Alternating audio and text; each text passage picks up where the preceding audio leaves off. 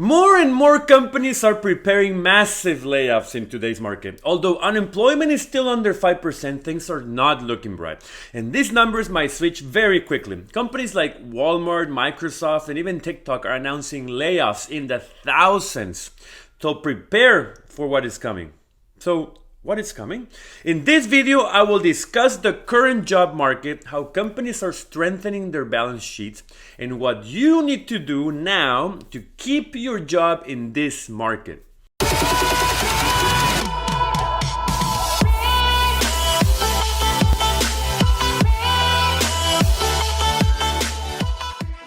Hi there, welcome to your channel, The Foreigner in America, where I teach locals and foreigners everything related to money and personal finances, including investing in the markets, cryptos, real estate, and businesses. So if you're someone like myself who wants to achieve greater wealth in life, you don't settle for pennies but for Benjamins, and you love money, please subscribe to this great channel and hit that bell so you miss any one of my weekly videos. Also check out Instagram, TikTok, and my blog under The Foreigner in America. And I have a very solid book, which I will leave a link below for you to check out. So without further ado, let's begin. This is a market of uncertainty. Companies are not doing poorly, but are still laying off hundreds of thousands of people. And you might ask, why? Because when you reduce your staff, it's a reduction of payroll. Let me explain. As a company, you have to pay suppliers or vendors, you gotta pay bills, you have to pay your employees, and you need your sales revenue to be bigger than your expenses to produce a profit. Just as an individual, you can increase your income or reduce expenses. Both ways give you more money on the bottom line. For companies to increase sales, it's difficult. It's variable on market conditions. It will depend on many factors like competition, pricing, availability of raw materials, etc. 1,000 variables can make a company not increase their sales revenue. Even selling more product at a cheaper price will not add dollars to the bottom line. Now, when it's the time to pay your expenses, you can pay your vendors in 30 days, even 45. Other countries do 90 days. But here in America, it's usually 30 days. So what's the biggest expense a company has besides their bills? And you guessed it right, the payroll. Employees want their paycheck every other Friday on time and are counting on it. So if on Friday it's not there, they will panic and stop working. Companies sometimes get bank loans just to be able to keep up with the payroll since their customers are not paying them on time. So that is why one thing is your sales revenue, and another very important is your cash flow. For companies giving a service, you might have serviced 100 companies this month, but your money will not be received until 1 or 2 months later. So how do you pay your people? So every time an employee is laid off, it's some weight off a company's financials, especially a high earner. Remember, an employee working at a tech company making $300,000 will cost the company around $400,000 with benefits. So coming back to the topic on why right now unemployment is low, but it won't stay that way.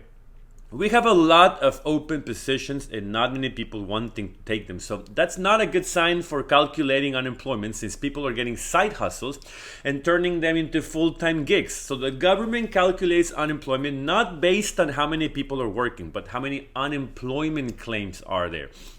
So now, the most important part of the video, how do I keep my job? If I am in tech or retail, the ones getting hit the hardest, or even in other industries like oil and gas, where oil just dropped below 85 when it used to be 105. Think of it as a company. Imagine you own a company that you're working at. So you have your employees, the great ones, the good ones, the average ones, and the not so good ones. You can easily identify each one of them if you pay enough attention to them. Then you have your managers who take care of people, and your directors who take care of managers, and probably a VP taking care of everything. So of course, it will depend on how big the company is.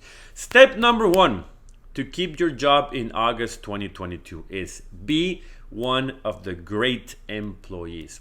The one that goes the extra mile, does things outside of their scope of work, treats people with respect, and people follow. I'm not saying you should allow people to step on you, but on the scale of great, good, average, and poor, you need to be in the great. Now, who will rank you in the company? Your boss. Very important part of the equation. Step number 2 is treat your boss as a customer.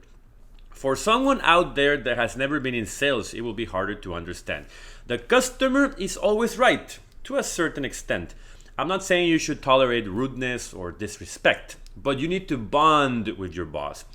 It's absolutely the most important step in this process to keep your job. Your boss is your job, and your job is your boss. Learn what this person likes, what moves him, what puts this person in a good mood, what the person needs from you besides work, and hit those points every single day. And don't forget the communication. Talk to the person every day about life, not just about work. When you're a great employee and your boss likes you and values your work, then the other thing you need to do is step 3, make yourself needed in the company. And these are the 2 phrases that you should complete to do this right. One is, I am the only one who can do blank. If you're in an area where there's multiple people and they can all do everything, then the other phrase is, I am the only person who can do his and his job. The main reason why you let someone go is because you have someone else who can do the job without them, and it saves you money. Don't be naive. There is no, oh, they like me, they will never fire me. No. If you're a great employee, you deliver results and show them your boss likes you and speaks highly of you and is not threatened that you want to take his job away. And you show that you are the only person who can do something that generates money, or you can take multiple roles at once. Those 3 steps will ensure you 90% of the time your job will always be there. I say 90% and not 100% because sometimes there are layoffs out of your control. Like when they get rid of whole teams or an entire area. But when you follow these 3 steps, sometimes you're taken from an area that disappeared and placed in another area, but just you. Now, in the sense of combating inflation and making more money, I don't see this time as the best to ask for a raise, but you can go for it. But I would recommend you get a side hustle instead of trying to milk a sick cow. If you want to switch jobs for that 20 or 30% raise, make sure you have 1 year of emergency savings in place, in case you get laid off in your new job and then have a hard time getting another one. Allow me to give you my foreigner insight for this topic. Right now, there is not a shortage of jobs. There is a shortage of skill. Companies are looking for specific talent in the workplace, and if you apply and do not prove them you have the required talent, you're not getting the job. I'm talking about high-paying jobs, not McDonald's jobs. So if you can show any company you can sell, they'll hire you. If you can show companies you can code and are great at it, they will hire you in a second. If you can show a company that you can lead a big group of people into delivering a project on time and on budget, you're worth gold. It's not that they don't want to pay, it's they don't want to pay useless people. Make sure you understand how to become great at what you love to do. Create a plan on how to make your boss like you and trust you. So when layoffs happen, this person will say, hey, leave him alone. I need him. Most important, make yourself needed by learning new things that generate or save money.